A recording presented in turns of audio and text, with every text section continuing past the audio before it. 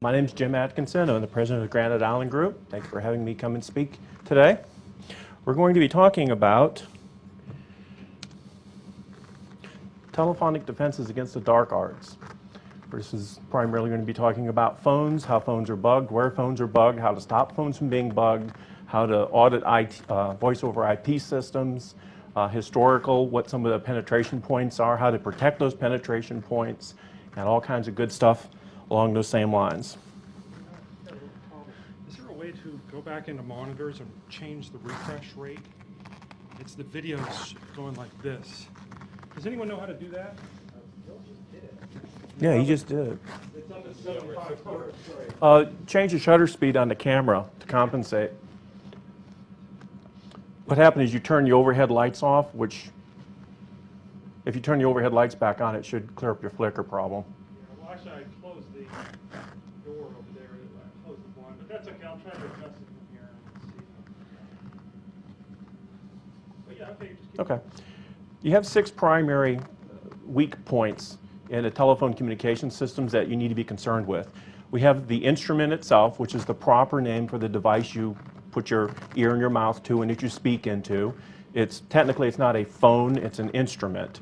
Then we have the local distribution or the in-house wiring. That's the wire that includes the jack, the wire that goes between the jack and the instrument, the wire that goes from the jack up into the walls and the ceilings and down to cross-connect locations. We have the local switch or PBX system, which most of your corporate entities and government entities will have. This can be as small as a bread box. It can be as large as a semi-truck. The local switch is something on your premises, not the phone company's premises. And at each of these, there's a different penetration point that somebody can hit.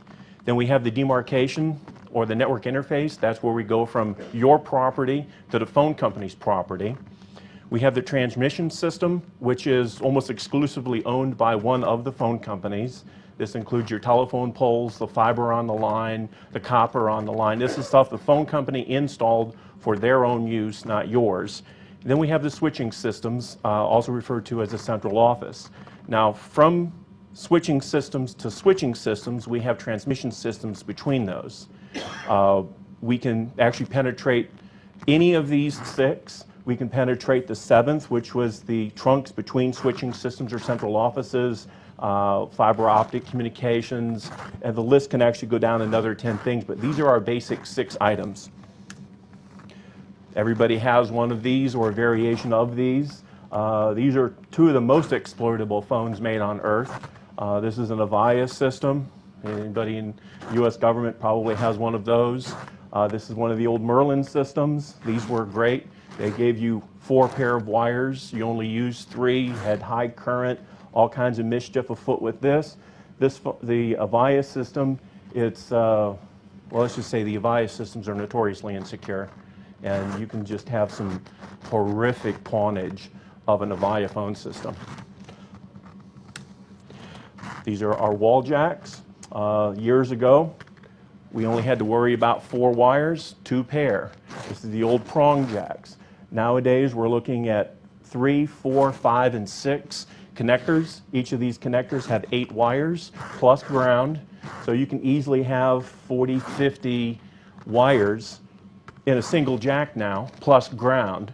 And you only need 1 wire to make an incoming connection and 1 wire going out to make an outgoing connection, which is why we have to consider ground, because you may be doing a project and you're not getting audio on any cable pairs, but you are getting audio on the brown-white pair to building ground. We used to have 4 conductors. 32 is pretty much standard now. You could have 3, you could have 4. It could be ISDN services that have been retrofitted. The case in the middle is a situation where somebody had 2 voice telephone lines in their office and they changed to VoIP, which we're going to talk about. As you can see, the data network, this is their VoIP telephone. Very bad news. This is what is in the back of most of your phone boxes, or your phone PBX, your phone rooms, your cross-connect panels. A lot of people have never seen what the back end of one of these looked like. This particular one has actually been wiretapped. This was a brand new installation, and before the government agency that was going to be moving in here moved in here. Somebody actually disconnected the wires, put in a wiretap, and they got caught. But this is what a wiretap looks like. As you can see, there's nothing really visible. There's no magic black box hanging off of that. That is a wiretap. This is typically what we find up inside ceilings. This was taken at a defense contractor's facility. If you've been up inside a drop ceiling, these are your ceiling tiles. This is the back wall. This is a 15-foot high gap between here to here. It's a mad jumble. There's typical no documentation. It's rare to have documentation as to what kind of wire we have up in there. This is a very common problem. If you look very carefully, you'll see an audio recorder in there. If you look very carefully, I'll let you look at that for just a moment.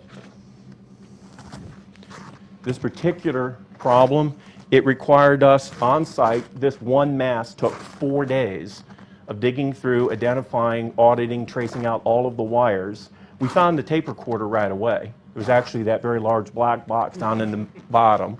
We found that right away. But then we had to go through and make sure that none of these other wires had anything else on them, because we always have to assume that there's 3 bugs. There's the bug you're designed to find. There's the bug you're going to find if you look really, really hard and spend tremendous amounts of time exhaustively searching.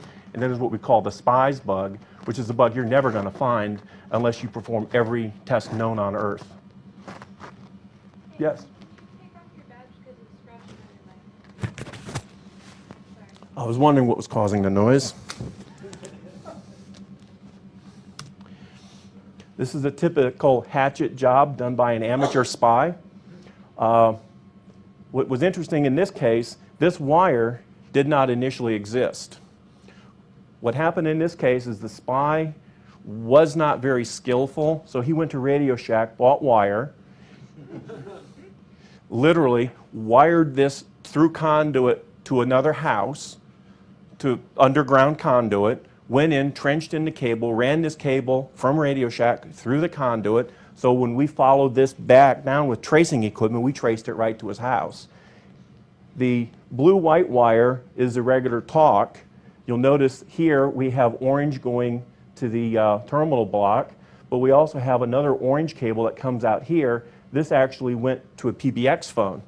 So what he had done is he had given his next-door neighbor a telephone where they had taken the orange pair. He had bought it from a spy shop. He had taken the orange pair and connected it directly to the microphone in the phone. So he had exploited the phone by modifying the inside of the phone so that you always had room audio on this pair, and then this was a regular telephone line.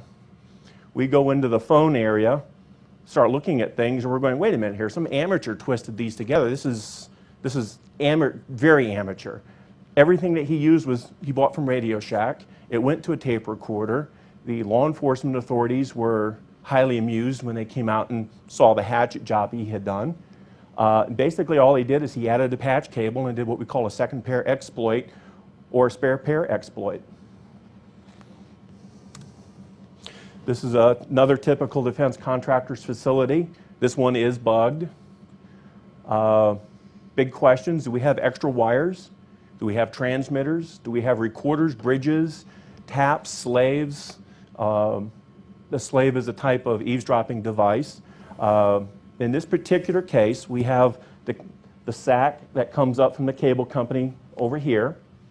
We have you'll tell the yellow are your digital lines coming in. This is the breakout panel for the central office. And within this board, we actually have a wiretap and a slave. On the next slide, you can see it better. I'll give you a little hint as to where it's at. It's a left. This is a 110 block. If you look on the left side and you count 9 rows down from the top, you see a little silver reflection. The spy, when he installed this particular slave, did not opt for a low visibility one. It was a nice stainless steel kind of difficult not to see if you had a strong light. It's actually behind, you'll notice it right here. And this cable was the actual cable that went back to the listening post. And this was at a defense facility, a defense contractor's facility. The only way you're going to find that, you can get lucky with a flashlight, which more bugs are found with flashlights than any other creature on Earth.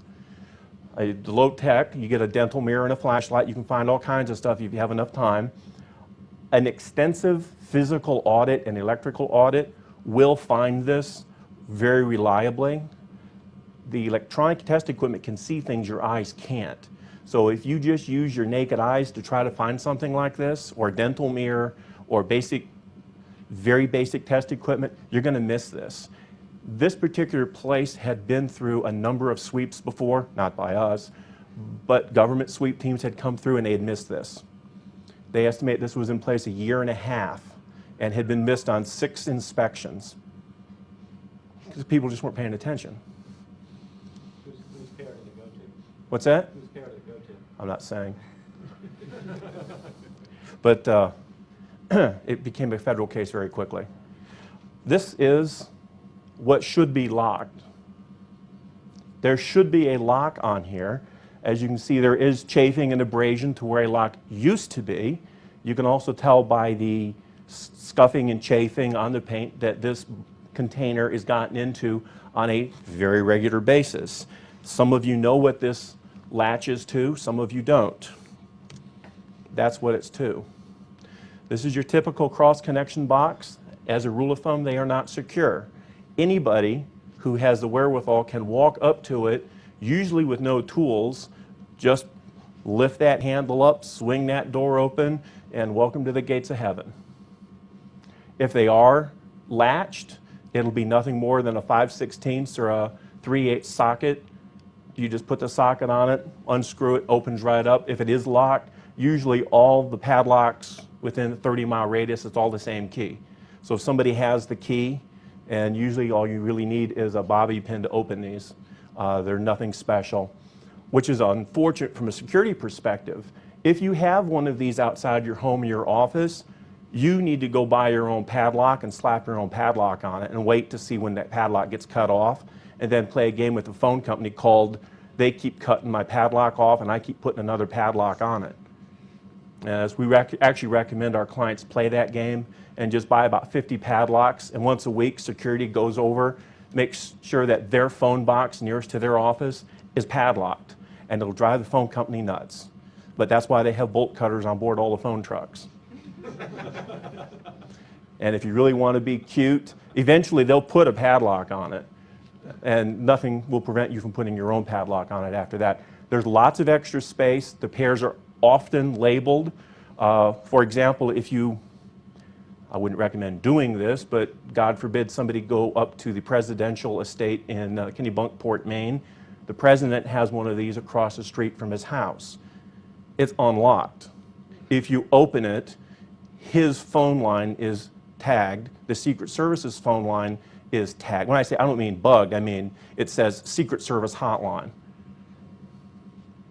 So these are usually remote from the target. And what I mean by remote, they're not under the immediate control of the target. So if there's one of these for the hotel, it generally won't be on the hotel property. It'll be down the street somewhat. These are very easy to access, and professional eavesdroppers absolutely love them. There is so much mischief they get into with these boxes. This is what the inside of one looks like for those of you who've never gained access to one legally or otherwise. You typically see these by the side of the road. They're generally not labeled. If they are labeled, there'll be a code, which will be like box 57, which indicates it's the 57th. Or if they're really fancy, if it's a fiber optic unit, they'll actually have the CLLI code, which is the network address code for that particular box. So the phone company can find it real easy. This particular one, for those of interest, this one was legally accessed. So if you look on the far left-hand or far right-hand side, these are codes written inside the door to include the password for the local maintenance system, so you can actually plug in, tie your computer into the local switch, and gain full access, perform all kinds of naughty mischief and so forth like that. Not that anybody in the room would do that. It also contains the 800 numbers to call customer service, the wire room, as well as a note down here as to which pair in the phone closet has the most salacious commentary, and the escort agencies and stuff like that. They're actually noted on so that the phone guys, when they're there working, if they're bored, they can plug in and listen to entertainment. Pair number 557 in this box was in fact tapped. This was what we were called in to find. If you look very carefully, you can see that the craftsmanship on this particular set of wires, the wire is the same because it came off this spool, but the craftsmanship and the installation technique is an amateur. A professional is not going to make this mistake. It's all going to be neat as a pin. That's one of the key things that you look for when you look in these boxes, is to see who's been working in it or on the junction panels or the terminal blocks that's not neat as a pin like it's supposed to be. If it's not neat as a pin, somebody's been fooling around there. It may have just been a drunk phone guy, or it may be an amateur wire guy. It may be a private investigator who does 3 or 4 installations per year. They tend not to be very good. They tend not to be very clean in their installations. This is one of my favorites. You open the phone box up and you're doing a sweep, and lo and behold, we come up with, it's a 56 kilobit line to a German company with the account code on it, the address, everything that a spy needs to exploit. This was not our client, this is somebody else. We're doing a project for a client, pop the box open legally, and everything in there is labeled. All the T1 lines perfectly labeled. This particular box, there was also a box in here that said Federal Bureau of Investigation and gave the address to their safe house where they had their listening post set up. Not exactly very smart move on the part of the phone company. Yes? Sometimes those heads are vigorously defended by hornet nests. Yes, they are. And hornet spray is carried on all the trucks, as are EpiPens. Fiber. Contrary to popular belief, fiber is easy to tap. Anybody who tells you otherwise know not of what they speak. Fiber is higher bandwidth than copper, which makes it very attractive to a spy because there's more intelligence on it. It's harder to detect because you don't have the major dropouts, and with a fusion splice onto fiber, which is the preferred way to splice into fiber, where you actually melt glass to glass, it's going to be very difficult to detect, and unfortunately, there's a huge illusion of security about fiber. You can have fiber that's just been pawned all over the place, and you're not going to detect it very easily. Do not ever think that a fiber optic network can't be wiretapped. It can be easily wiretapped, and you don't have to use anything more than a small handheld fusion system. And you can actually have 8 cables running in here. You're using 6 to set your rings up. You've got 6 fibers you're not using. You can actually bridge all of those fibers back to an off-site location. Did I see a hand? Oh. This is our typical fiber optic multiplexer outside. There are versions of this that are inside a lot of office buildings, even small suburban office buildings. Your local Walmart typically will have these. In the wild, you're typically going to see behind it is a copper back here. This is the copper sack. This is fiber optic. The code up here tells us what it is. Also the power. You don't need power for a copper system. You do need power, and lots of it, for a fiber system. If we go around back, we'll actually see a plug where we can plug in a generator in case we have an extended power outage. This is like a holy grail for an eavesdropper. 3,500 services in here, T1s, T3s, ISDN lines, DSL lines galore, 3,500 voice lines. When it leaves here, it leaves on this particular system, it leaves with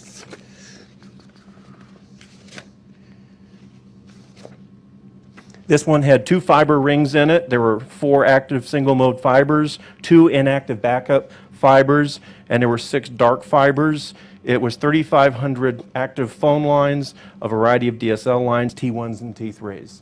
If this was near a defense contractor and somebody hit this box, they would own that defense contractor.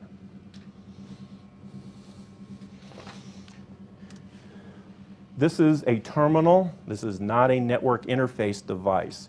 There are two terminologies that we have to be careful of.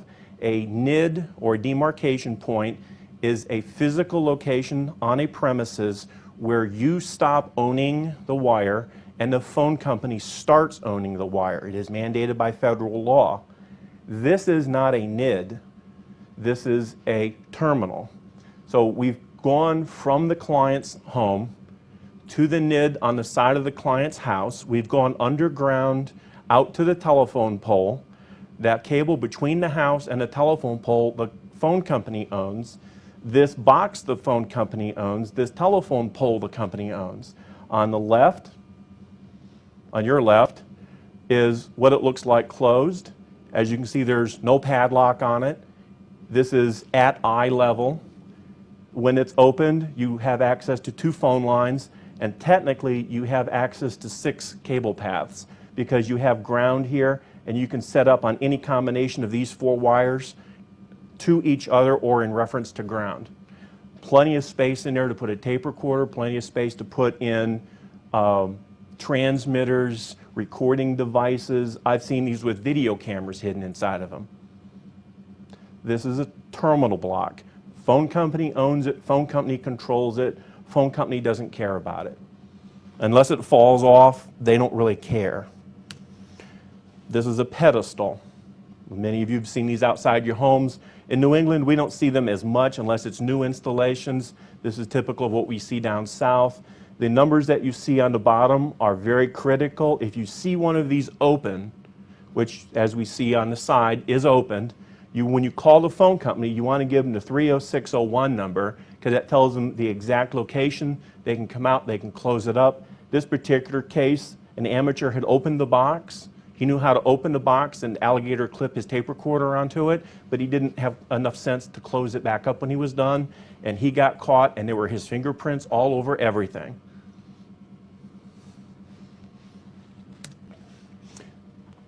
We call this the boot, also called the easy access point for those of us in the industry who have things like bucket trucks and very tall ladders.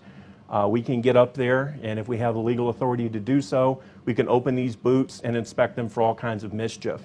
Usually the cable goes from your NID, or your demarcation point, through the air to the telephone line, to the telephone pole, or the cable where it's anchored, and then it goes into this easy access facility. It loops around. It's referred to as a drip loop, so when water hits it, it drips off the bottom of the drip loop, and then we go up into a splice case that runs along the main distribution cable. So this main distribution cable may have 900 cable pairs in it, but we only need 6 here, and since we only need 6 or 8 here, and when we overgrew that, we just slice in, clamp this over where we spliced in, and splice in our extra wire. Very commonplace to find professionally installed devices. This is typically not where you're going to find a device that's been installed by an amateur. You're not going to have a husband bugging his wife from this unless he works for the DEA or something. This law enforcement likes to hit these locations because most people don't have 15-foot high ladders, and if they do, they get vertigo when they clamp it on the cable strand. And when you hit these, you either hit it with a bucket truck or you literally clamp your ladder over the top of the cable, climb up the ladder, and it's not that difficult to do. And if you're prone to vertigo, you don't want to do this. It's very straightforward. Within the local transmission network, we have poles. This is actually a bit of an art form. You have to understand what pole codes are. When you call something into the phone company, you have to have those pole codes. So, for example, if somebody ran their telephone or their car, sports car, into this telephone pole in the center, we would want to call the phone company or the electric company, whoever owned the pole, and there actually is a marker, which you can see here, which has the name of who owns that pole. You would call in that there's a black Porsche 911 wrapped around line. larger, and those poles are expensive when they make you pay for it. Yes, they certainly are. This is line number 754, pole number 8. This is similar regional area, but this is line number 100, pole number 137. Now, there will be a database that the phone company and the power and the cable TV company has of every single telephone pole that they string wire on, because if this is an electric company telephone pole or an electric company pole, the phone company has to pay rent to the electric company. If you're a major corporation and you've got a facility at MIT and a facility at Harvard and you don't want to dig a trench, you're going to rent pole space from whoever owns poles, and you pay X number of dollars per pole per month to go from point A to point B. Within the counter-surveillance industry, we have to create that database for our client. So we actually have to go out, we go, here's the central office, here's our client's location, here's a mile and a half from point A to point B, but we have a problem because that cable is 5 miles long. So we have to chart out every single telephone pole within that 5-mile cable segment, not from the central office to the client, but from the central office to the end of the cable.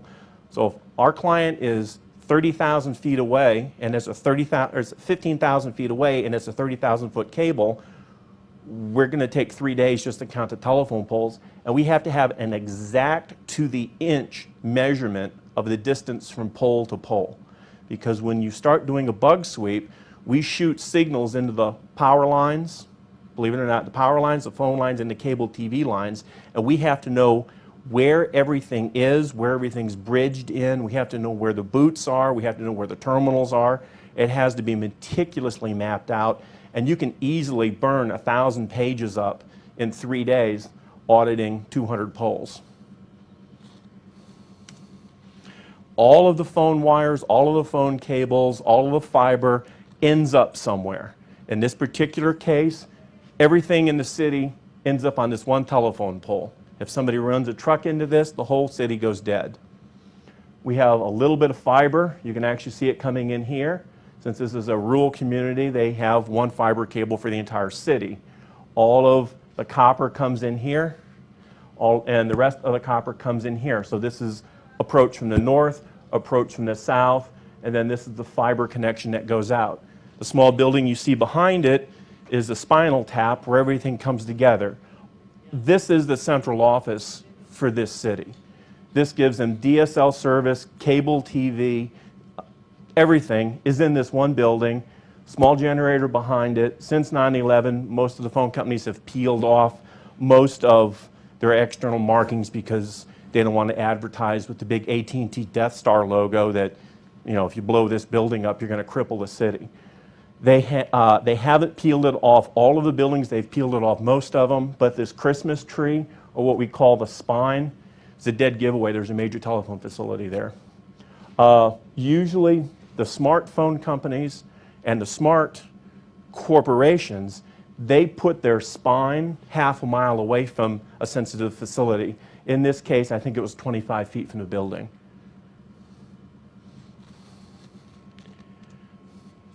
This is the demarcation, or the NID, network interface box, that I spoke of earlier. It looks harmless.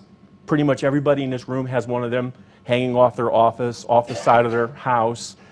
Some people may have 2 or 3. From the outside, it looks like nothing. Everybody ignores it. Spies love it.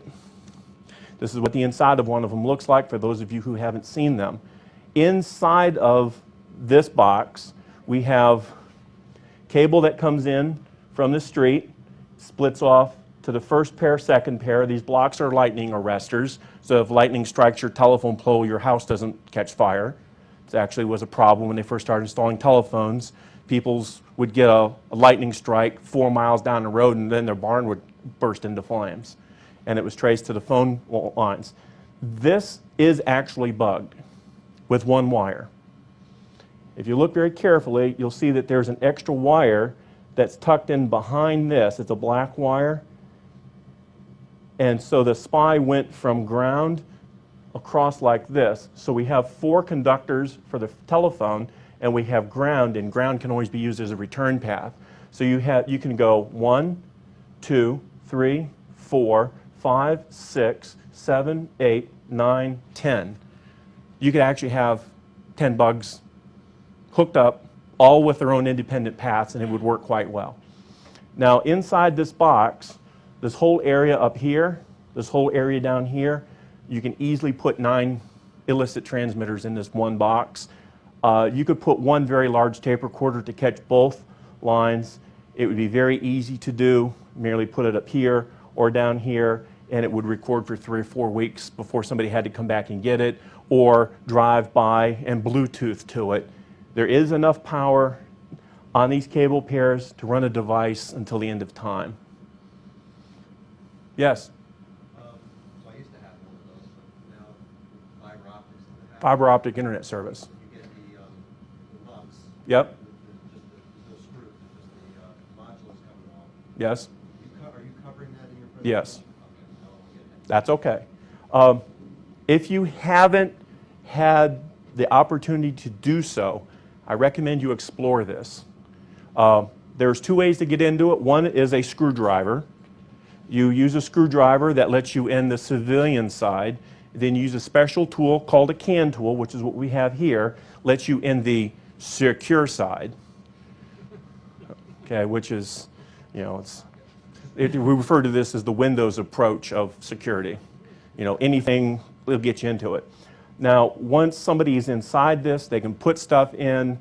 We actually have clients that will go out, we'll do a sweep, and we'll epoxy the box shut. Or we'll have their alarm company install a switch on this box so that if anybody jiggles the box, or if they open the box, it trips their alarm system. Now, on the instrument itself, we'll go back to the phone system, the actual phone. The most common exploits that we see, vulnerabilities that are exploited, is a speaker or microphone exploit. That's where we take a spare set of wires, we run it into the phone that's usually there already. We tie a set of wires to the speaker or to the microphone or to the ringer, because most of the ringers, the piezoelectric ringers that make your phone ring, you can use as a microphone quite clearly. Typical office telephone, you've got 3 or 4 transducers that you can exploit to collect room audio and channel it out of the room and never interfere with the operation of the phone itself. A spy can install a foreign device. We refer to a foreign device as a bug. It can be a slave device, a recording device, a transmitter device. The problem is it's very easy to catch those. People in our business actually have been known to blow a window, place, and within 15 minutes found the device, and then the client's upset that he's paying us for 3 days' work. A hook switch manipulation. A spy is not going to install something in the phone. A spy is going to manipulate what's there already. And we're going to cover this in a few minutes. He will manipulate the hook switch, which is an integral part of the telephone, and he can do some fun stuff with that. What the hook switch is doing is it's providing a mechanical and electrical disconnect from the speaker and microphone so that the speaker and microphone do not work when the phone is hung up. And that's what the hook switch does. There's firmware software exploits, for example, with the Avaya systems. You can absolutely raise havoc by doing slight modifications to the phone itself or to the switch itself, or in the case of Northern Telecoms, you don't have to do anything to the telephones. You do it to the switch because the phones pass room audio all the time. Not a good thing. Siemens too. What's that? Siemens too. Oh yes, Toshiba's do it, the Mitels all do it. And it's unfortunate because a spy has to really do nothing. He doesn't even have to come into your house. He doesn't have to come into your office. You'll never catch him in your office because that's not what he's doing. He's going to the phone room. And the phone room is behind the electrical closet, outside, behind the smoke place, behind the kitchen. A good spy can actually hit your phone room, and be in it and out. Yes? Just a comment on that. I used to work in the World Financial Center. Yep. The phone closet was in the ladies' restroom. Yeah. Yeah. I was just at Rockefeller Plaza, Rockefeller Center on Sunday. I went from the secure area, they called secure area, through a locked door legally. put in 8 simulated devices, dummy devices, and was back out in less than 30 seconds. They were very upset. They were very upset because there was duct tape on the door. So, now, the problem with the instrument, moderately protected, but it's very easy to subvert. Everybody has seen these. These are the bane of my existence. 3/4 of the clients, we go out to their homes, including people who work for the legislative branch, the executive branch, and the judicial branch. 90% of the time we'll find these in their homes. This is a $20 cordless telephone. There's 0 security. There's 4 primary bands. Every 12th grade script kiddie knows what those frequencies are. You can go to Radio Shack. You can buy a scanner. Radio Shack will put those frequencies into the scanner for you at no charge, or they used to. They're really bad news. When you use this, you've bugged yourself and you're a clueless user. Very straightforward. This is a 900 megahertz. Somebody gets a scanner. They just set it to tune from 902 to 928 megahertz, and they listen in for all they're worth. There have actually been cases that I've been involved in where somebody wanted to buy their neighbor's property, or they had a dispute with their neighbor. So they bought all of their neighbors these phones, sent them to their neighbors as Christmas presents. And they actually had scanners that were scanning and recording all of their neighbors' phone calls. Now, it cost them 20 bucks a neighbor. Then the fools took the tapes, sent them to the neighbors to try to intimidate the neighbors into leaving the area. They got caught. It's actually fairly easy to catch somebody eavesdropping on these cell phones. We look for local oscillator radiation from the receiver. So what we'll do is we'll throw a signal on the airwaves, wait for a few seconds, let the scanner, the person scanning it, wait for their scanner to lock onto that frequency, and then we just take the IF, subtract it, or add it to the 915 megahertz, and we now own the spy. And you can usually catch the spy out to about 300 feet like that. So if the spy's within 300 feet, which they usually are, we can catch them, no problem. This is at a defense contractor.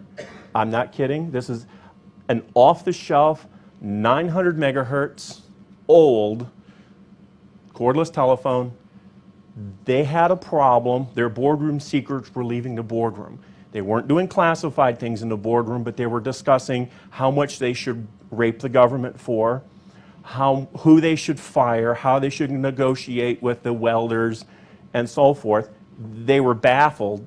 They had bug sweeps done. Bug sweeps didn't turn up anything. They brought us in, walked in, said, pay us. We've just found the problem. And then it was just going through the formalities after that to make sure there was nothing else there. Once this phone was removed, all their problems went away. The problem with this phone is it was transmitting room audio all the time. We actually caught this in the parking lot before we even walked in the front door.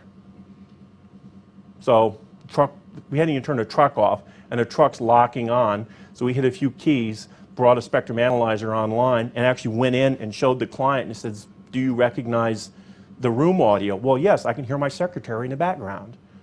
Well, do you think this is maybe a bad problem? Where do you have a cordless phone? We don't have any cordless phones. Oh, beautiful. Go out, get the Yagi, set it at 900 megahertz, get the spectrum analyzer. Yeah, you do. It's right here in the boardroom. Oh, shit.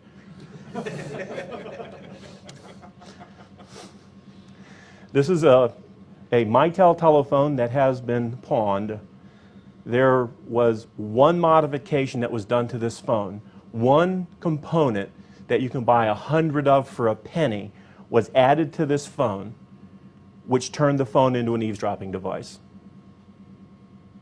And all it did is it connected, this is the speaker, it connected one line of the speaker to a spare pair on the jack, and it transmitted the audio from the microphone all the way back to the listening post through an unused pair. It's absolutely essential when you're checking your phone systems out, you do not have more wire than you need. If your phone system needs one pair to operate, by God, that's all you put in is one pair. If you put in 2 pair, you're tempting fate. If you have voice over IP, I'm not real fond of that, but if you have voice over IP, you want to have confidential discussions, you need 4 pair unless you have power over Ethernet, in which case you're going to have, well, you're going to have to 4 pair for power over Ethernet, but you're going to have 2 pair to get your basic connection. This phone, for a fraction of a penny, was compromised. The way you catch this is you go to the wiring blocks, you go across it with a voltmeter, or you go across it with a spectrum analyzer or with an audio amp, and you just basically you listen into all combinations of the wiring. It will give it up. When you do your physical inspection, which is done at the later point, you do your electrical inspections first so that you don't tip off the spies to what you're up to. And as you get towards the end of the project, you start taking things apart. You always take apart the phones because things can be done to the phone that will only throw off a signature for a couple of weeks, couple of months. The phone, if the customer hangs a phone up too hard at one point, he may knock something loose, and that something won't show up electronically. So you've got to open these phones up and check them out because you may find a bug that's been in place for 3 years, but it hasn't operated in the last 6 months. How are we doing on time? Yeah. This is an X-ray of a telephone. For those of you with very good vision, will notice alligator clips. And you'll notice wires that shouldn't be there that come down to a large transmitter that's taped to the back of the speaker. Now this is the handset here. This is the speaker that's in the telephone itself. It's transmitting room audio all the time. You will find that by an RF detection device. You'll find that with close field probes. You'll find that with a frequency counter, something very inexpensive you can find that with. The best way to find it is physical inspection. So all the electronics in the world they can be beat with a flashlight and a small dental mirror. This is a Polycom speakerphone. I'm sure many of you have seen these in corporate boardrooms. This particular one had a bit of a problem. We opened it up, checked it out, found that a diode was missing from the surface, or from the surface mount diode was missing, and we found where the diode was missing, a capacitor had been installed. Well, the problem with that capacitor is it now allowed audio to be bridged out of the Polycom speakerphone. So the speakerphone was passing room audio all the time. Unless it was unplugged from power, room audio was always on the cable pair. It was hostilely induced. They did determine who did it. We determined how they did it. And if you looked at this very carefully and you didn't know what you were looking at, you would not notice something is amiss. But when you do your instrumented analysis, you hook up your amplifiers, your spectrum analyzers, your oscilloscopes, voltmeters, and you go, wait a minute, we have audio. We shouldn't have audio. Something isn't right. You have to trace down to see what happened. It took hours of checking this board out to figure out that somebody had pulled a diode and added a capacitor.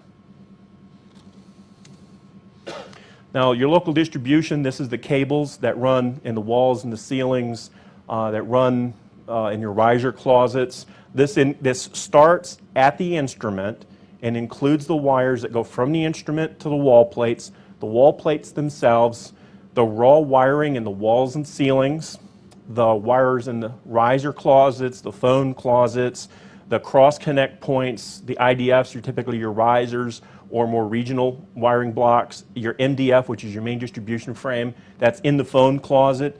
These locations typically are not protected or supervised. Somebody can get a ladder, pop a ceiling tile up, gain access to all kinds of wires, bug the wires. You're not going to see it in the phone room. They may or may not crash the phone. They may or may not throw an error code on the PBX system. The IDF and MDF closets, if the user is smart, they will put an alarm so that they know when those doors swing open, but you can't protect ceiling tiles. It's not practical to do that. If you have a wiring closet, be it an IDF or an MDF, a riser closet, electrical closet, phone closet, network closet, put an alarm sensor on every door. If you have 2 doors that open, alarm both doors, put a latch plate over the latch so the latch can't be jimmied. And if you can pull it off, put 2 sensors on every door. A magnetic one up where the spy will be expecting it, and then down low underneath the lower hinge, put a switch that's not a magnet, but an actual switch, so that if they bypass the magnet at the top of the door, which is a popular target for bypassing, when they swing that door open, they're not generally going to recognize the switch on the hinge plate. My preferred place is to put a piezoelectric transducer on the back of the inside of the hinge. So what I'll do is I'll take the lower hinge, I'll take the hinge off, bore out a hole, put a transducer back there, epoxy it to the back of the hinge, and then screw the hinge back in place, and then call the alarm company to come hook it up. That way, if there's any vibration at all or mechanical movement of the hinge, it triggers the alarm. Strongly encourage you to do that. This is a typical IDF rat's nest. This is a riser at a local business. They gave me permission to use this because I helped them clean up a problem. These are the cables that go to the main phone closet. You can also see some fatter cables here that go to the main phone closet. These are the connections that go out to the individual telephones, and these are the cross connects for the 110 blocks. This is a rat's nest. If you're going to find a bug in that, you're going to have to go through every single wire to find it. It may take you a week to 10 days of working 12 hours a day to clear that. If you think software auditing is tricky, try hardware auditing. Now, the local switch, this is the PBX system in the basement, in the attic, in the riser closet. This is the PBX system in the building that you own, not the phone company owns. The primary 6 penetration points are the cross connections to the main distribution frame. These are the ports coming into the switch from the instruments. The switch input-output ports, so you may have a line card or a station card. The very common one to hit are the output ports to the voicemail server. So somebody will put a transmitter across the ports for the voicemail server, and every time somebody goes to voicemail to retrieve a message or type in a password, they're receiving that. It's actually a fairly popular hack. There's also what we call a PCM backplane, where somebody accesses the timing backplane on the switch, and they just capture everything that goes across the switch. And I mean everything. If you have a phone switch like your Siemens switches, they transmit room audio across that backplane all the time. So you can bug every single phone in the entire company by installing one transmitter in the phone room. We have what we call parallel channels. That's where channel A is bridged to channel B, or something is bridged and paralleled. So we have station A appears in multiple locations, not through software, but through hardware. Then we have switch software or firmware exploits, and there's hundreds of these. Every company seems to have 100 or 200 exploits for the phone and exploits for the PBX. Avaya's got their batches. There's things you can do to the phone. Cisco's been savaged several times through their voice over IP telephones because they just don't have decent security. They have security, but it's suitable for stopping a 16-year-old kid with too much time on his hands. It's not going to stop a 24-year-old college graduate. It's just going to slow him down and give him a source of amusement. And that's it. The local switch may or may not be protected. It usually is not protected. The doors usually are not alarmed. There's usually no video in these closets. There's usually no intrusion systems. There's usually no motion sensors. They're completely ignored. And I've seen cases where homeless people were living in the phone rooms, which is tragic. in Cambridge, too. Now, the demarcation and network interface, that's the gray box on the side of your house, is ripe for exploitation. We see a lot of domestic cases where a husband gets upset with a wife. That's where he's going to throw a bug down. Or the wife gets upset with the husband. That's where she's going to put the tape recorder. Sometimes they'll put it into an extension, but for deniability purposes, they'll put it outside the home so that way they can say, I don't know anything about it, some PI must have snuck up and done it. If he did it inside the home, you can only pin that on a couple of people.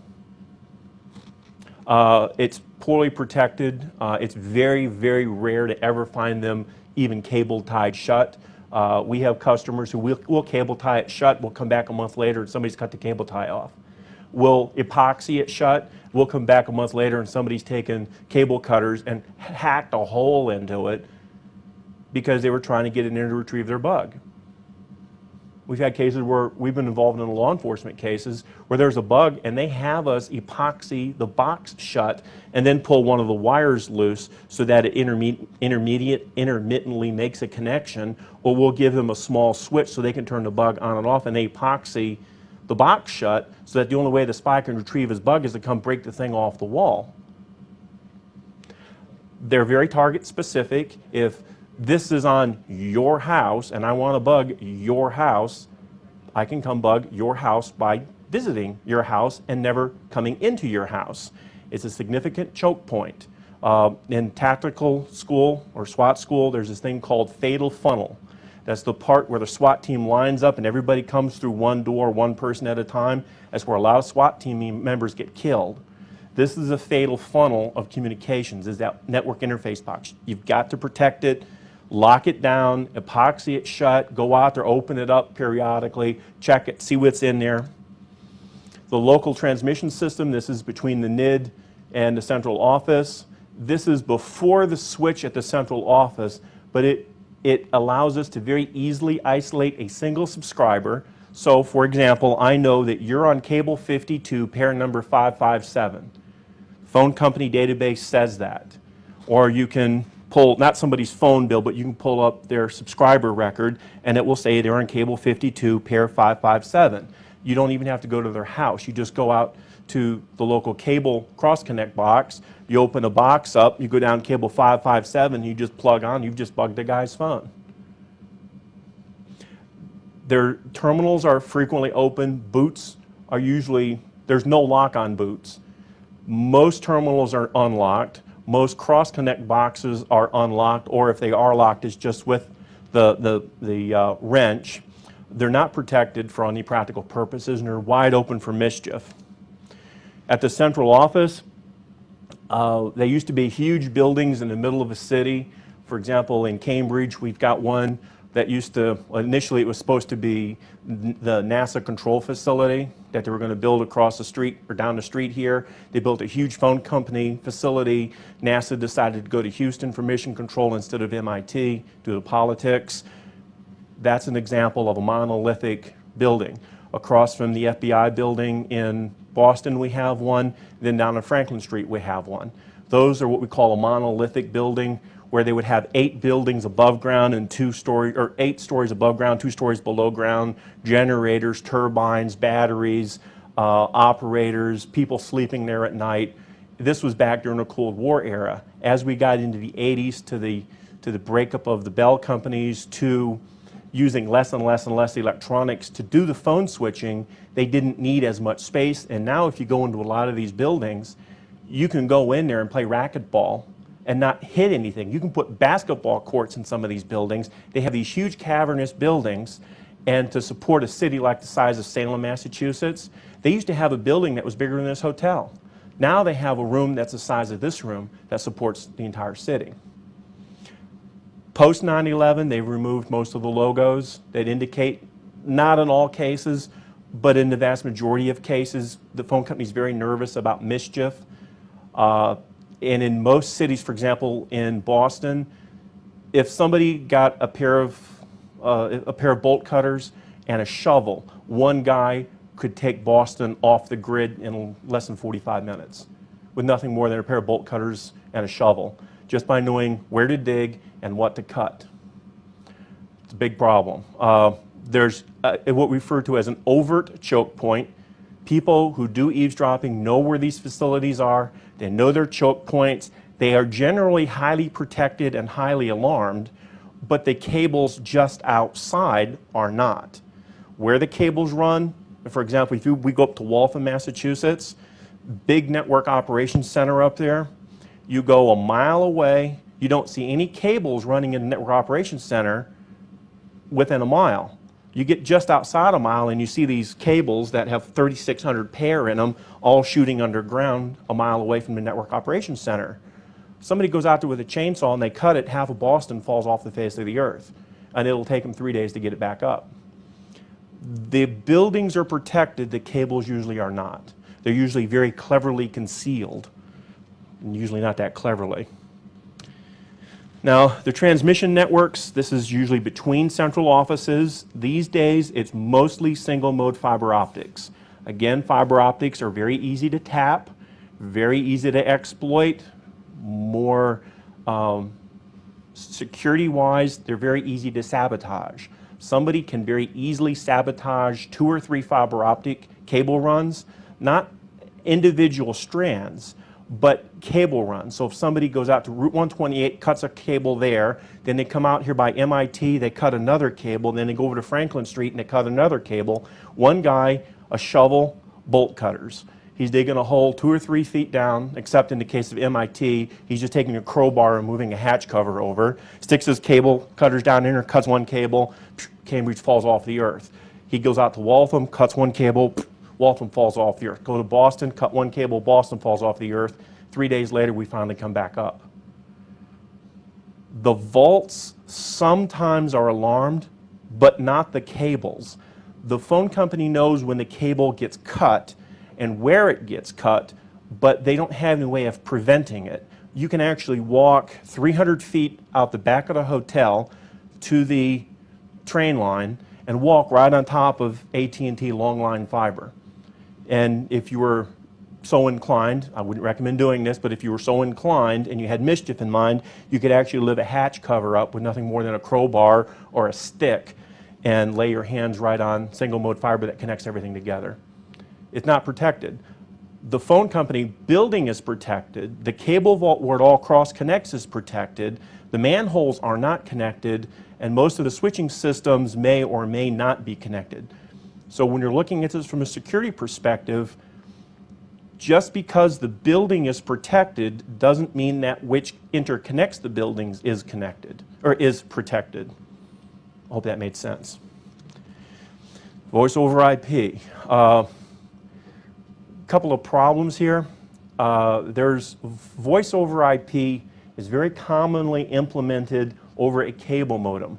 We refer to these as fool's phones because if you take a DOCSIS modem, which is a cable modem, and you plug an IP phone into it, you now have cheap phone access, but everybody in your neighborhood can listen to all of your phone calls, because DOCSIS or your cable modems is a shared communications media of everybody in your neighborhood. It is called a bus topology, which means if this person over here is surfing a porn site at 3 o'clock in the morning, 3 doors down, his neighbor can be eavesdropping on him surfing the porn websites at 3 o'clock in the morning. Do not use voice over IP over a cable modem. You're compromising your security and your privacy if you do that. If you want to go VoIP, do it over a DSL connection. Don't do it over a cable connection. There are some vulnerabilities with DSL. Yes? What's the percentage of the cable providers that are actually utilizing the privacy mode for DOCSIS specifications, where it's supposed to be encrypted between the front end? 70, 75%. 75%? Yeah. More? Most of them are setting it up for DOCSIS 2, not DOCSIS 3. Right. So with that in place, is it still that bad of a problem? Yeah, it's a 56-bit key. 56-bit key, you're not talking minutes to break, you're talking milliseconds. And you're not talking about NSA supercomputers, you're talking about Best Buy on sale for $1,200 computers. Unfortunately, broadband services, VoIP over a broadband service is dangerous. If you're going to go VoIP, do it over DSL, but also it's no more secure than a regular telephone line. If you're in a hotel somewhere, don't use VoIP. Not a good thing. Be very cautious about broadband services. One of the more clever implementations I've seen are companies that offer EVDO access. So you can use like Skype on your cable, on your laptop when you're on the road. Then they go EVDO through it's encrypted software on the laptop. They go EVDO back, so you have a wireless connection. Then there's a gateway that decrypts and injects into the voice network. ISDN used to be very popular. It's now fading out over VoIP. Most companies who have VoIP, they're not using ISDN anymore. Fiber optic internet service is becoming very popular. I highly recommend it. However, it can be tapped. Don't ever think fiber optic cannot be tapped, because it can be done very easily. As a rule, a fiber optic connection can be tapped by inducing less than 0.5 dB of signal loss. You're not going to detect it unless you do a physical inspection. If you have to have what we call telephonic integration, go with VoIP, but do it over DSL lines. I would recommend not doing it at all. It's very dangerous. The realistic threat, we have various types. RF is the realistic threat, where somebody runs up to your phone, they install a transmitter, it transmits it. This is very beneficial for the spy because he can now air gap himself from the bug. So here's the bug, he is 500 feet away, he only has to hit your building once to install it, and he can be 500 feet away, and he doesn't have to come back on your property again. Now, if it's a hard exploit or modification that does not involve a transmitter, for example, like we saw with the orange-white pair, that cable, it was just a simple matter of throwing an ultrasonic tone on that orange pair and see where the underground cable went to. Spies, an illicit spy generally is going to turn to an RF device. A professional spy or law enforcement spy or intelligence type of project, they're going to go hardwired if they can. Unfortunately, there's a lot of cases where they can't do a hard exploit or hardwired recorder, and they have to have an RF link in there somewhere, which the RF link makes it very easy to pick up. There's wireless intercepting, where somebody has like a rural switching center. They may not have fiber out to that switching center. They may only have like 4.4 gig microwave link or an 8 gig microwave link from station to station. Back in the 60s and 70s and early 80s, this was a real issue because they didn't have high-speed connection, but they over hard lines, but they did have it over the airwaves. So there was a tremendous amount of microwave activity going on. Nowadays, for example, with GSM phones, the GSM connection from the GSM handset to the GSM base may or may not be secure, but once it hits the base, the X-band or the 10 gig transmission from site to site is extraordinarily easy to intercept and extraordinarily easy, not just to target one phone, but every phone in the network. And there will be some presentations later on in the conference that talks about that and how to deal with that, and I strongly recommend attending Frank's discussion on this matter because he's going to cover it in really good detail. There's also software manipulation of the phone switch, of the PBX, of the phone itself, the central office, the multiplexers can be exploited. There's also other methods that we don't need to get into. If you're available afterwards, I'd be happy to discuss some of the other methods. I'm not going to tell you how to do it. I'm going to tell you how to defend against it. The defensive tasks are fairly straightforward. Believe it or not, it's as simple as this. Inventory your conductors. How many wires do we have coming into this room? Map the pathways. You throw tone, or you get up on a ladder with a flashlight and you identify where every wire is. Then you take a set of electronic metrics. This is where you shoot a pulse into the phone line, power line, cable TV line, LAN line, and you identify how long is it and what has been installed along the way. So you may have, you're going along, you install or you insert a ping, and then you see how it comes back, and oh my God, we have a huge return pulse right here. Well, we have to go right here and see what's causing that. It could be a bend in the cable, it could be a bug on the line, it could be a microphone there, it could be a transmitter there.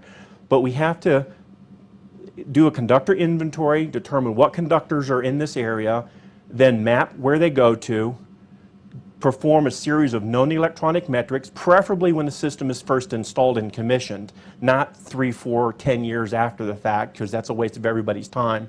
You want to do retesting against the metric. If you don't have a metric, then you have to do what's called open testing, where you have to collect these metrics from scratch. You have to have physical inspections always, and you have to periodically repeat all of the above. Now, if you know that there's 25 wires in this room, and 6 months later you come back and there's now 30 wires in this room, you need to find out why there's more wires here now than there was before, and does the person in that room know why? Because he may not know that those wires were installed. He may have absolutely no idea why those wires are installed, and you start asking around, you start taking some measurements, and they lead to right here where there's a hole in the ceiling tile. And those wires exactly reach to where that hole in the ceiling tile is. So we follow the cables back this way, and there's a videotape recorder hooked in. Well, that's probably where a camera was. So those 5 cables may be there to support, and I've had cases where I've gone into a client's office, popped the ceiling tiles up, and there's coaxial cables sitting there. Next to the coaxial cable sitting there, there's a flashlight that's still turned on. And on the floor, there's footprints to where the ladder was just a few hours before, when the spy heard we were coming in, rushed in, popped the ceiling tile up, took his camera out, took the wire, balled it up, and threw it 12 feet this way. So we're like, oh, this is interesting. Traced the wire out, and he is 50 feet away unhooking his digital video recorders. He left his flashlight in the ceiling, and okay. You have to inventory every conductor up there. You've got to map out the pathways. You've got to repeat, rinse, repeat, rinse, repeat. When we're auditing the telephone instruments, by the way, we're in the home stretch here, so we're doing pretty good on the time. We have to know what kind of phones they are. We have to know what the phone's soft underbelly is. If it's a Siemens phone, we have to know the underbelly. If it's an AT&T Merlin phone, we have to know what the soft spots are on that phone system. If it's an Avaya or a VoIP, we have to know what the vulnerabilities are. Does the phone require 3-pair? Does it require 4-pair? Does it require 2-pair? If it requires 1 pair and there's 4 pair there, why do we have more wires than we need? This is not so much a problem in the corporate world, but in the government world. In a classified environment, you do not have any more wires in the room than you absolutely need to do your job. And ideally, if you don't need that wire, you cut it back 30 and you pull it 30 feet back out of the area, because you don't want anything in the area that you don't absolutely positively need. And I can always tell the feds in the classroom because their head's going like this when I say that.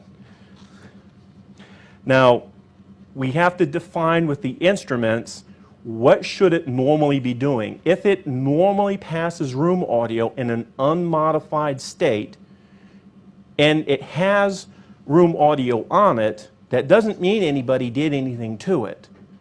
So you have to know what the phone can do, what it has done in the past, what the exploit points are, where the areas of concern are. If you find something, you have to make the determination, is it a threat? It may not have been hostilely induced, but it may be a threat. A good example is certain types of not intercom, speakerphones. When you use the speakerphone, it transmits a tremendous RF signal that you can pick up 1,000 feet away. It's not a hostilely induced device, it's a flaw in the design of the telephone. When Rockwell came out with the Rockwell data pump modems, one of the big problems with it is the FCC didn't like the modem because when people would go off hook, it would jam the local FM radio stations. And you could actually take an FM radio, tune it to a certain frequency in the FM dial, plug it into the audio jack of your computer, and listen into passwords being typed. Is it a design flaw or is it a hostile manipulation? And if it is a threat, what can we do to mitigate it? Is it a feature, a hazard, or a risk? These things are a key mantra in our business. Is it a feature, a hazard, or a risk? One of the most important things you can do to do a wire path audit is a flashlight, which you can see my flashlight here and my spot on the wall from the flashlight, and a ladder. The ladder has to be tall enough that you can get up in the ceiling. Safety tip, your belt never goes above this point. It never goes from side to side from this point. It never goes above this point. So you have to have a ladder or ladders tall enough to get you up into the ceiling. In some cases, your ladder may actually be touching the ceiling.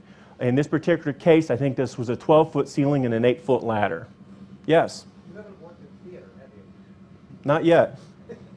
Give me time. Top step it all the time. No, I realize that. I've actually had a couple of acrobatic stunts, shall we say, where I was standing on the top step of a 12-foot ladder, and apparently the laws of physics decided it didn't like me that day, and ended up in the emergency room a short time thereafter trying to figure out what I was doing under the bright lights. So I preach, thou shalt not go above that. Now, to do a wire path audit, you don't need $1 million of equipment. You need a flashlight, a notebook, a tone generator that costs $200, and note paper. That's all you need. And a lot of time. And a hell of a lot of time. It's not something that you can come into like a room like this. You can't come in here with 2 guys and knock it out in a day. You can come in here with 2 guys and still be here a week later. Now your client is paying you too by the day, but you have to do a proper job. Like if this was like a conference room that classified information was being handled in, and you're just here to do the wire audit, you may be here for 2 weeks with 4 guys. And when I say 4 guys, that's 12 on, 12 off, 12 on, 12 off. So you're here with 2 people from 12 to 12 and then 2 people from 12 to 12. So you're doing 24 hours a day for 2 weeks to audit just the wires in this room.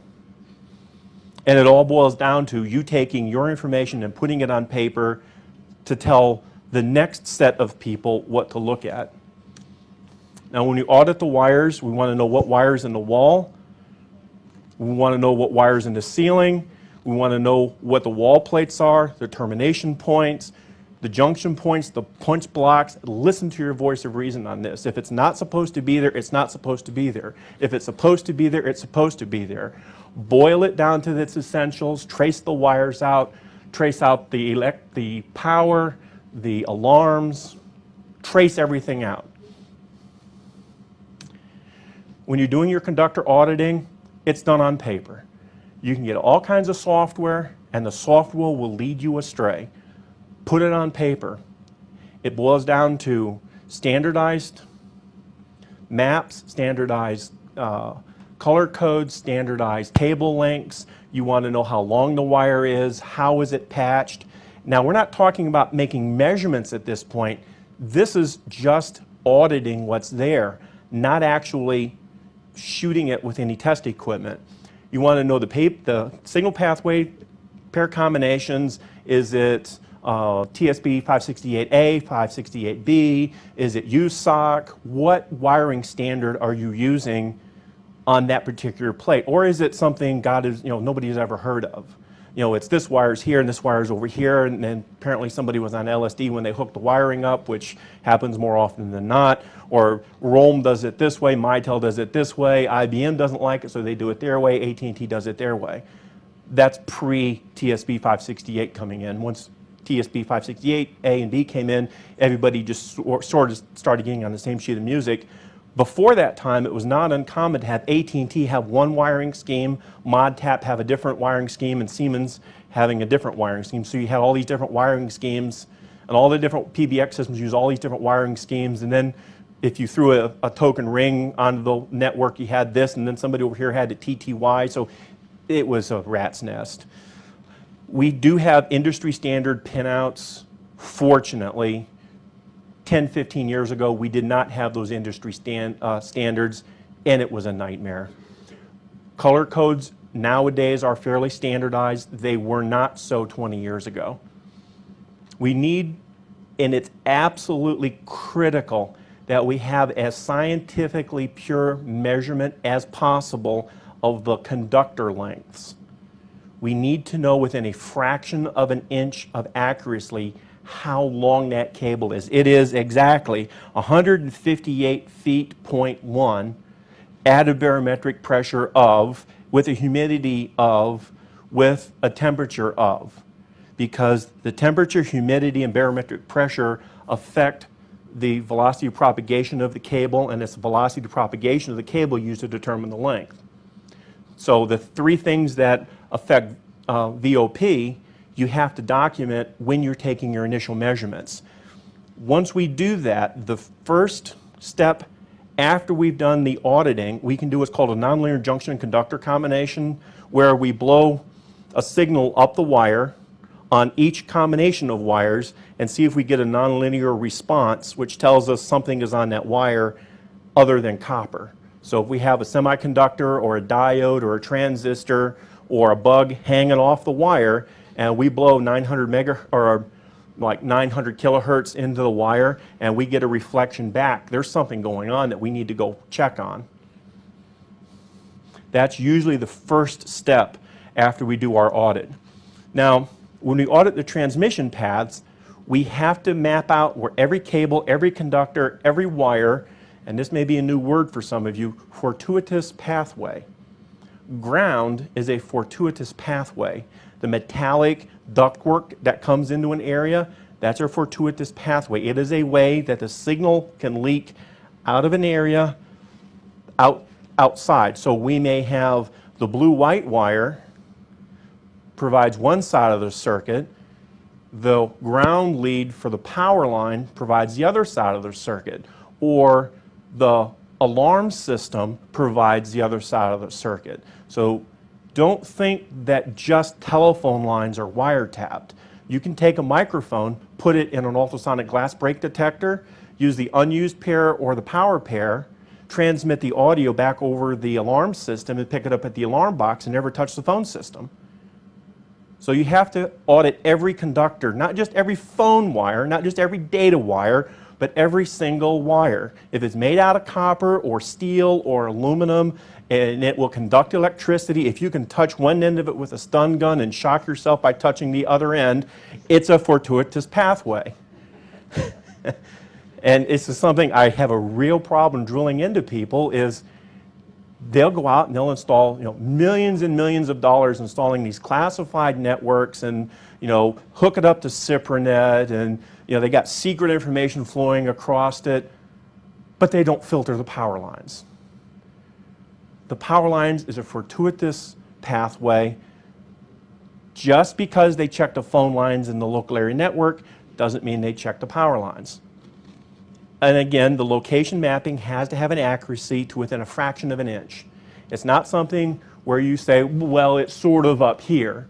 No, it's exactly right here. It runs directly above this. It's exactly 8 inches up and 3 inches to the side. And you have to know where every wire in the room is. Now, when you audit the switching system, this is the PBX system, you want to know and let's get into a couple of definitions. There's what's called the generic, which is how the phone comes from the phone company. Avaya defaults a certain way. Mitel defaults a certain way. Northern Telecom defaults a certain way. So there's a default condition that comes from the factory. It may or may not be secure in the default mode. The translation is the mojo you throw on it once you get it. That is the program that's actually running in the computer that runs the PBX system, which may deviate from what the phone company provided you with. So if you get like a G400, it comes configured a certain way, but that isn't necessarily what you have on your hand. So we have the generic and we have the translation. The translation is the program that the application, the generic is the operating system, if you will. Now, we need to find out what is different.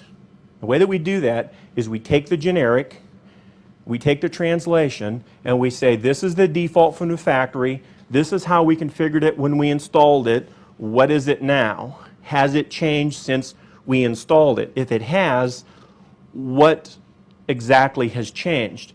We want to know, is it safe? This is something that you want to perform in a corporate environment bi-weekly or monthly on every phone connection in the company. You go into the operating system of the phone system, the admin port of the phone system, you download your setup, you analyze it. Believe it or not, the easiest way to analyze it is to import it into Excel and then compare last month's to this month and flag what's different. Always reduce it to hard copy. Never base it on, well, I did it last week and I'm not going to print it out for this week. I'm just going to go off that's the path to destruction. Once you have it, reduce it to hard copy and not necessarily have somebody witness it, but have it filed somewhere so that you can go get it from a secure environment, open the 3-ring binder up, and go, okay, here it is for this week. Here it is for the week before that. Here it is the week from before that. Because if you have some monkey business happen, some hacker gets loose in your phone system, some script kiddie gets loose in it, some phreaker gets loose in it, it may go on for months before you catch it. If you're auditing these things bi-weekly or monthly, the problem's not going to go on for very much longer until for you to catch it. Usually the modifications to the switching systems are done through the maintenance port, which is one of my real points of contention, because people don't disconnect these ports. They connect them at the dial-up modem, full backdoor access into the whole PBX system. You can piggyback this extension onto this line. You can manipulate, you can download voicemail. You can just raise holy hell with the diagnostics ports. And the easiest way to get around that is to buy an egg timer. Put a switch on the egg timer, you crank that egg timer for 60 minutes, it connects the diagnostics port, you call AT&T, you say, okay, go ahead, dial into my modem, and then after 60 minutes, that clock runs out and it removes the power from the dial-in modem. Cost you $3. Your phone system isn't secure, it's more secure.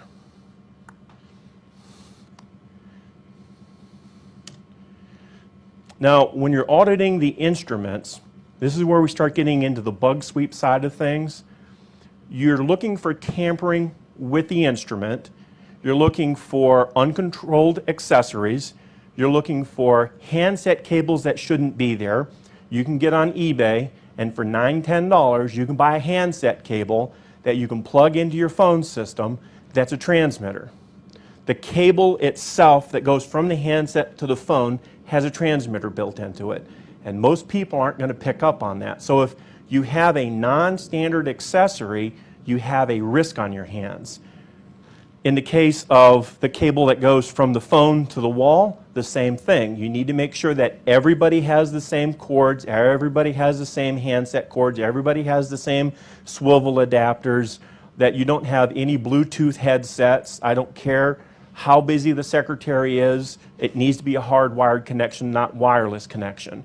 Power supplies are a real problem, especially in secure environments. Somebody can go into a classified area, take out a ST power supply, put a bug in it, go back in the classified area, plug it in, it's transmitting room audio all the time, or it's transmitting when the Chinese government gives it the command to download the information from the power supply, and it's not going to show up during the scans. It's absolutely critical that you always get your power supplies, your handsets, all of your phone accessories from a trusted source, and that they're screened before they're introduced. And in cases like power supplies, cords, cables, those are as important to check as your demarcation blocks and your terminals. If you're not checking your power supplies, like on a STU3 or a STI or a secure fax machine, if you're not checking those external power supplies, you're just playing games. Bugs have been found not in STU3s, but in STU3 power supplies. For those of you who work in government circles, you know what a STU3 is. It's a phone you use to talk about classified matters.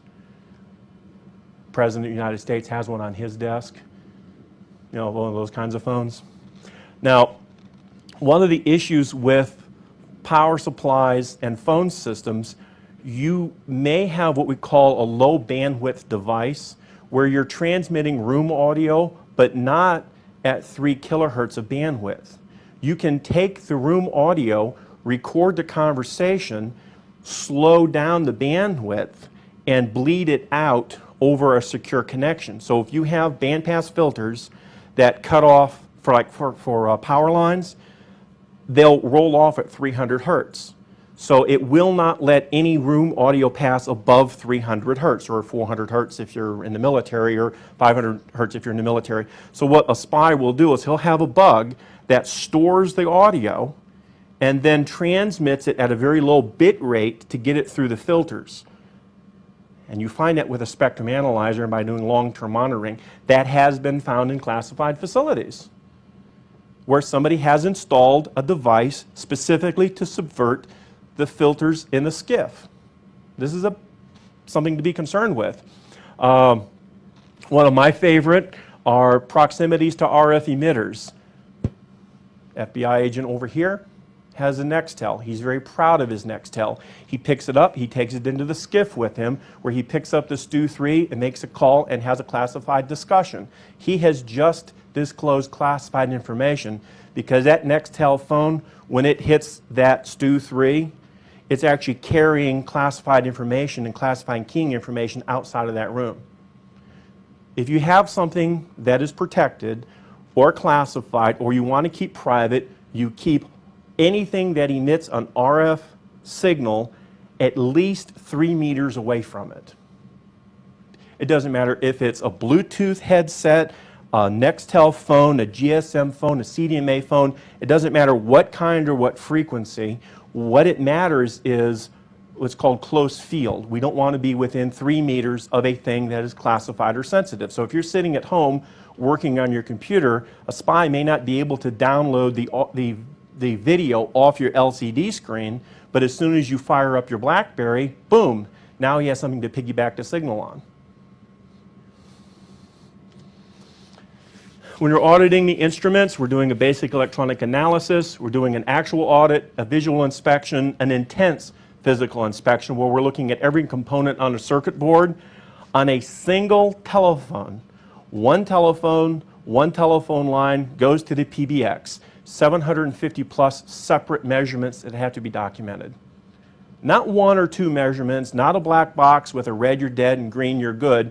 750 plus measurements, bare bones. For one telephone, I can generate 200 pages of report.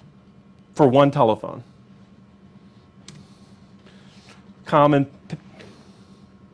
penetration hacks and attacks. Common manipulations we see them on the Avias, the Nortels. There's the raw hacking of the switch. It usually targets the PBX. There's also what we call a blip box, where instead of manipulating the PBX, you go to the IDF, which is the wiring closet. You plug on to where there's a digital set, and you transmit the command code as if you were the PBX to open the microphone up on the executive's desk phone.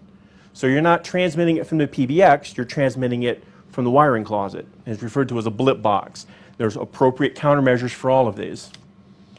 With VoIP, it's extremely high risk.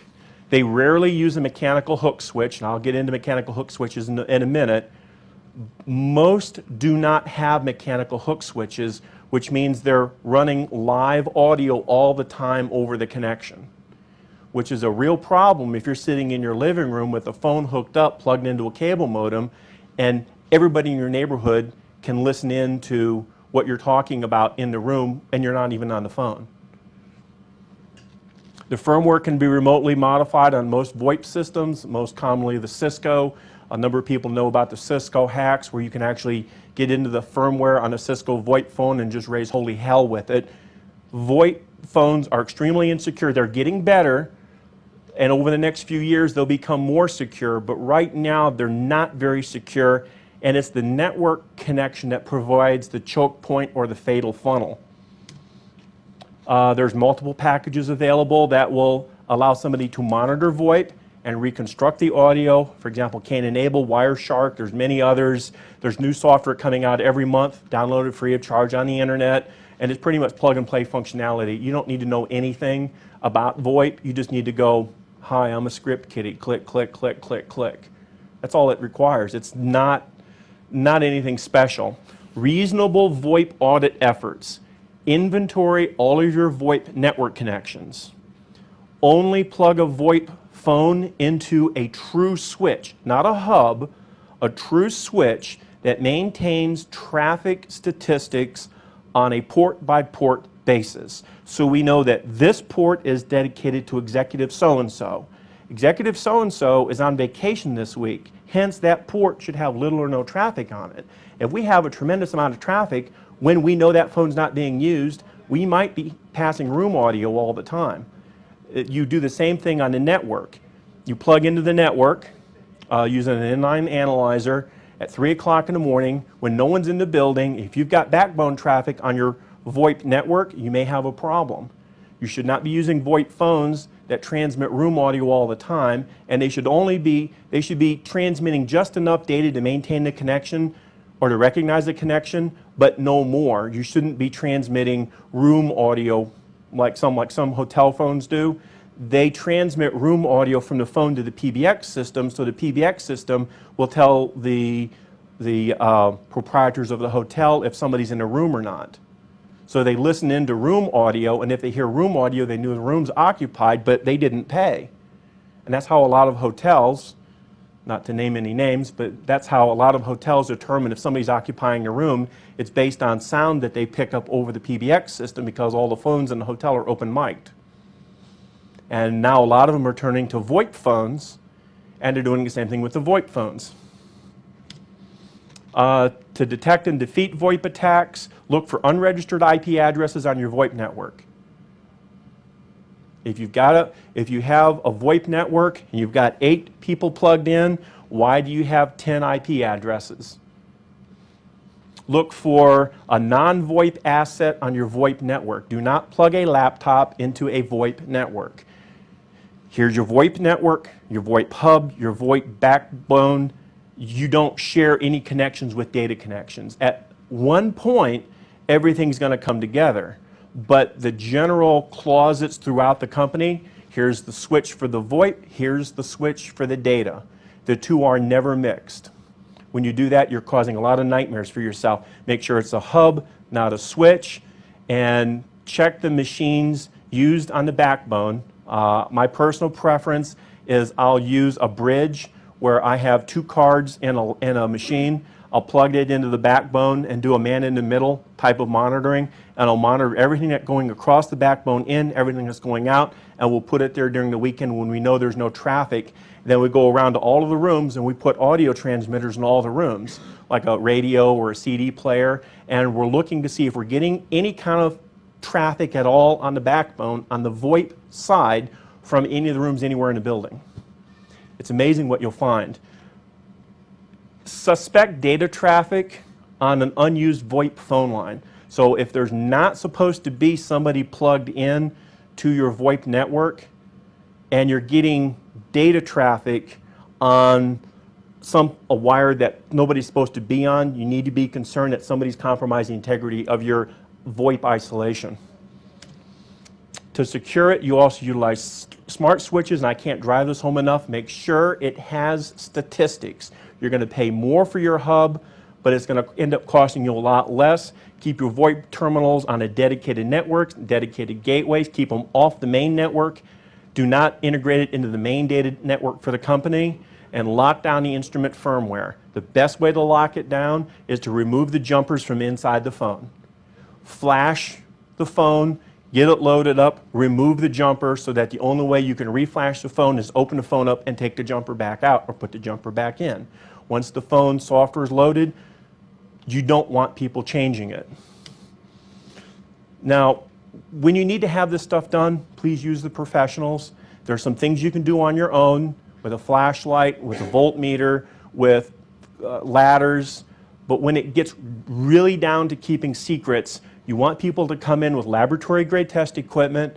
There is no such thing as a fast bug sweep. It's long, tedious hours. It's hot, sweaty, nasty work. You're up in ceilings. You're crawling down, crawling around on the floor. You're pulling up wires.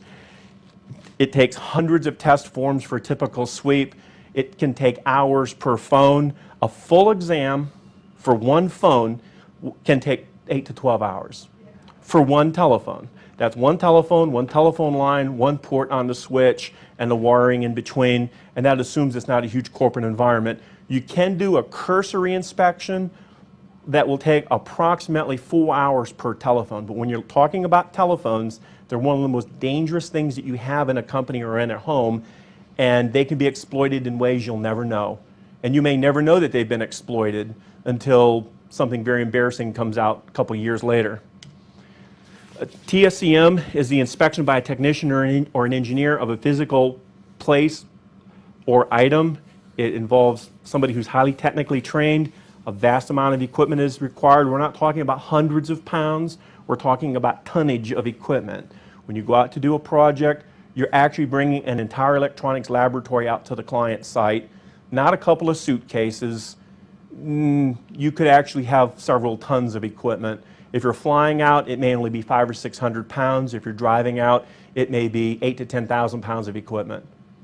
There's specialized protocols. They're actually fairly standardized, and it's a scientific procedure, scientific protocols. It's no black magic. It's all engineering. In the United States, there is over $6 million worth of illicit surveillance devices sold to the public each day. You go to New York City, Washington, D.C., Los Angeles, you're going to find 100 stores that will sell you that bug for $10,000. That bug costs $3 to make. You will, if you're so inclined, you will make more money selling that bug than you will selling an equal weight of cocaine. It's far more profitable, like with Pelicano. He was taking allegedly taking $500,000 retainers from people to install 1 or 2 bugs. That's a lot of money. If you divide it out by the street value of cocaine versus, you know, and look what happened to the governor of New York. A couple of fairly inexpensive wiretaps destroyed an entire government official and his administration and everything with just a few pennies worth of electronics. What's that? His actions might have had something to do with that also. What's that? His actions might have had something to do with that. Probably not. No, he's a honest fellow. He would never do anything he shouldn't. God-fearing, wife-loving. From what I hear, sheep as well. To recap, we want to map out all the wires that are present. We want to rip out all of the unused wires. We want to pull back 30 feet. We want to not just cut off, but we want to cut off and then pull back so that it can't be drawn back into our area and reconnected at some future point. You want to certify and seal all the wires that are going to be used in a controlled environment. And I don't just mean a classified environment here. I mean, if this is a corporate boardroom and you want to keep your corporate secrets secret and you don't want people playing games with their stock prices, you better make sure that this room is secure. Because somebody's going to install a bug in here just so they can get a slight advantage in the stock market, and all they need is a little bit of information to make millions and millions of dollars very quickly in the stock market. So we're not talking about, this is a listening facility for, some classified intelligence agency. We're talking boardroom stuff. We're talking an architect's office. We're talking a professional photographer. Professional photographers are absolutely nuts about the electronic security of their shooting, because they're shooting a year before the fashion hits the street. If Ralph Lauren or Victoria's Secrets is having a photo shoot done, they're going to have a bug sweep done of the studio before the photo shoot's done, because they don't want any of the information that is shot for the catalog that comes out next year to be leaked to their competitor. So they're absolutely, and some people, they don't realize how valuable the secrets are. We're not talking defense secrets here. We're talking about the color of underwear. Woo-woo, yeah, woo-woo. And you should always have TSCM services performed on wires before you have live usage. Ideally, you want somebody to come in and do TSCM services before an area is wired, then while the area is wired, and then once it's all wired and before anybody moves in, you want somebody to come back and recheck it, and then you want to come back and have it periodically checked. And how often you have it checked is a judgment call on behalf of management. You really don't want your sweep company telling you I mean, I'd like to come back in every 2 weeks and do it, but it wouldn't be prudent and it would be ripping my client off to do that. Some clients once a year, some clients once every indictment. You know, client gets indicted and, you know, they want us to come in and do a bug sweep, and we go, why? Well, we can't tell you why. Well, let's see, legitimate, publicly traded company, defense contractor, okay. Yeah, no problem, we'll come in, and while we're there, they go, oh, our executives just got indicted this morning. Oh, crap. We've already gone over this. You want to look for traffic patterns, you want to log your packet headers, daily or weekly auditing of your VoIP networks. You want to know the inside of all of your phone instruments. If you're in systems admin, if you're a security person inside a company, you work for a defense contractor, you've got to know what the inside of your phones look like. Don't be afraid to get a screwdriver out and start breaking stuff. It's okay. It's cheap to replace it. If you don't know what the insides of the phone systems look like now, you're not going to know if they've been modified in the future. And the inspections of the insides of the phones is something that every sysadmin should be capable of doing. So if you're a security person working at a company, a network administrator, phone administrator, security person, you better be able to take the phones apart and put them back together. And if you can't, learn how to do it and do it so you can very quickly, if your boss calls you up and say he thinks his phone is bugged, you need to be able to open his phone up real quick and go, no, everything's fine with the phone. Here, let me check the PBX translation or the PBX configuration. No, everything's fine there. Go to the phone room. Oh, crap, there's a tape recorder hanging off his line. You don't need specialized TSEM gear to do this. You need a flashlight and a ladder and a couple of screwdrivers. Learn about hook switches. We're going to cover that momentarily. Know what your wiring blocks are supposed to look like. You don't necessarily have to audit them, but you need to know where they are, what they look like, and what shouldn't be there. If you go into your phone room or your wiring closet and you look on the floor and there's wrappers from cassette tapes laying on the floor, you might have a problem. I've had that happen where I'm walking around doing my tour, haven't brought any equipment in the building, I'm just walking around with the executive and he's showing me where everything is, and here's the phone closet, and I'm going, shit. And I point on the floor and there's cassette tape wrappers, and the spy was nice enough to actually have left a receipt from Radio Shack with his name on it. So it's like, oh, okay, so then we go to accounting and they pull the guy's American Express card and it matches with the receipt from Radio Shack. So then they go to corporate security and corporate security goes, okay. And they go collect the guy, they bring him in, sit him down, and he confesses his sins, and they go, they get a cardboard box and he does the walk of shame with no, if you can get it, try to get video coverage of the outside and inside of your IDFs and MDFs. These are your electrical closets in your phone rooms. It's prudent to put a camera in your phone rooms way up in the corner so you can see what is being done to your wiring blocks. This is always fun when like Avaya or AT&T comes out to work on your phone system and they claim they didn't unplug something and cripple your entire phone system, and you go, but we have video of your guy doing it. It also helps you repair the damage that the phone guy did. As far as the demarcation points, you want to map out all your copper appearance points. You want to map out where the cable bends, where it's bound up. So for example, if a cable goes this way and then it makes a 90-degree turn, you want a written note of where it is, what it does, where it bends. You want to make sure that your bends aren't too tight because they'll throw errors on your time domain reflectometry because you're binding the capacitance up. So you want to make sure you have nice even bends on everything. And if you're installing your cables according to a Bixby standard, it's going to be all nice and neat, and it's just going to be a beautiful thing. You want to make sure that you check your above ground and your below ground sites. So don't just think phone wires, telephone poles. Also think telephone wires 3 feet below ground.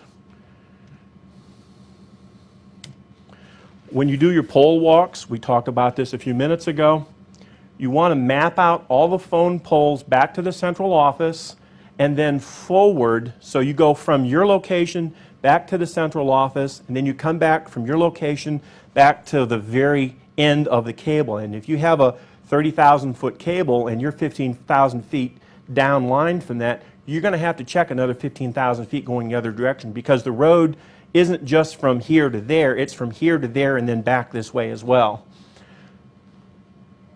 And this could be involved, you may be involved in walking 2, 3, 4, 5, 10 miles of poles. And you may have to break your pole walk over 3 or 4 days. Now we get into the good stuff. This is our basic telephone instruments. Anybody in here can get these and learn to operate them very quickly.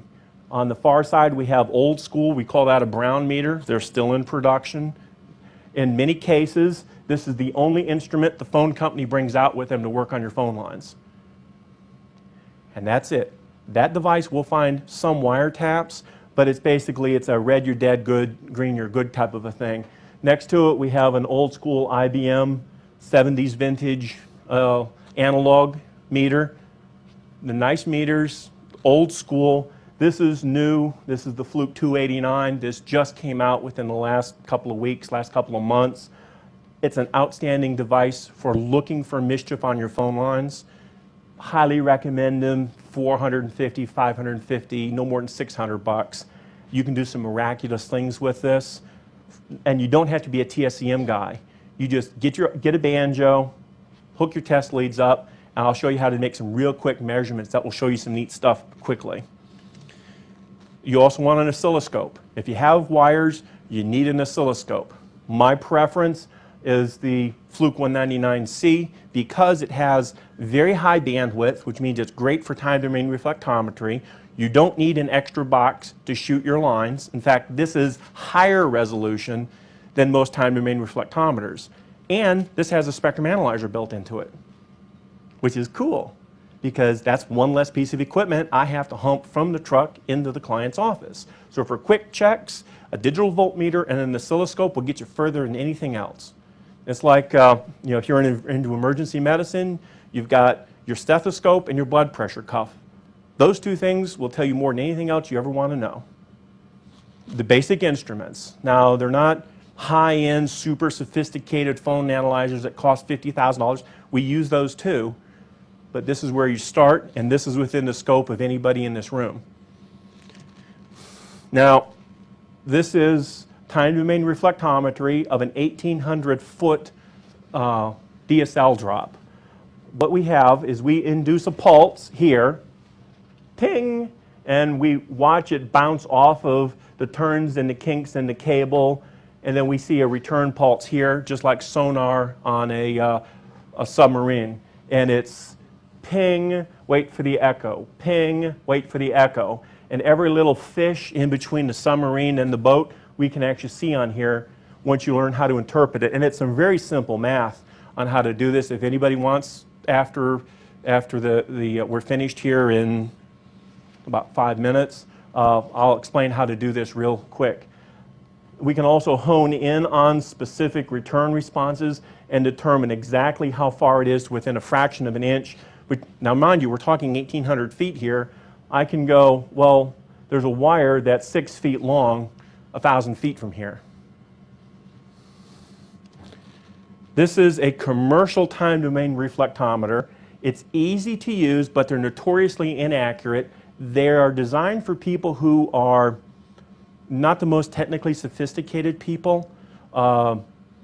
They tend to be, you turn it on, you press one button, and it does everything for you. It doesn't give you precise measurements. They usually are not calibrated to a standard. Oscilloscopes will be calibrated to a standard. And it lacks detail. There's a lot of, I'm going to throw a slide up here in just a minute of a TDR and a scope looking at the exact same thing, and you're going to see a significant difference between the two. This is a commercial time domain reflectometer. This is an oscilloscope. The waveforms are a lot crisper. There's a lot more detail that we can see down here that is completely invisible on even the most expensive TDR made in the United States. This is I believe a $6,000 or $4,000 TDR. This is a $2,000 oscilloscope. So, this is a very basic measurement. This is what we call a Princess telephone. So actually an old AT&T phone. To make a measurement, you need two things. You need a meter and a banjo.